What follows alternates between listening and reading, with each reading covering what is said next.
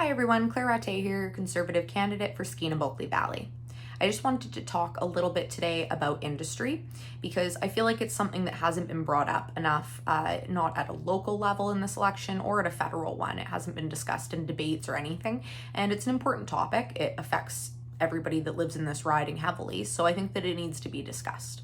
I wanted to start by saying that many people that know me already know that I'm a very strong proponent of industry and development in general. I spent the better portion of 4 years on City Council in Kitimat working on getting the approvals for the LNG Canada project, and that's a project that I heavily support. The reason being it has a lot of social license throughout this region. They did a great job of consulting with affected communities and First Nations and creating partnerships. And I saw that firsthand when I was working on getting the approvals for that project.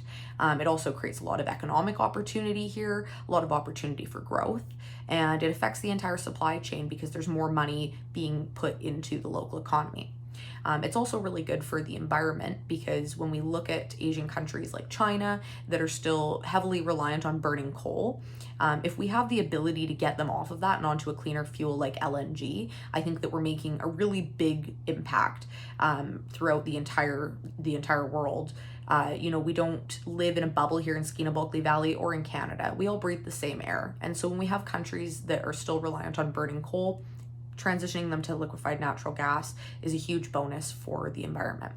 So that being said, one of the reasons that I wanted to speak a little bit about this was because I think that there's been a lot of misinformation that's being circulated right now about my stance and my party's stance in general when it comes to pipelines and to industry.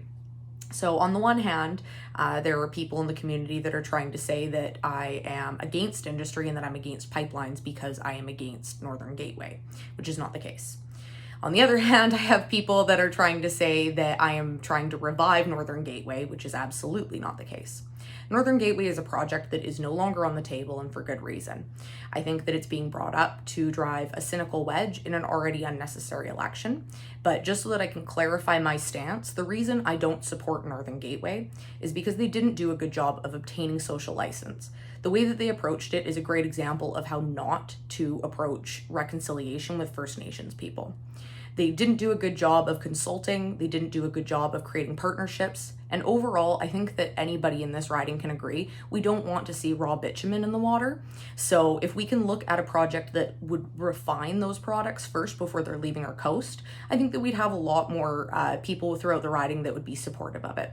So as the project stands right now, obviously it is not on the table, and I would not support it if it was to come back, if a proponent was to revive it, unless we were to look at those areas and find improvements there that could appease more people.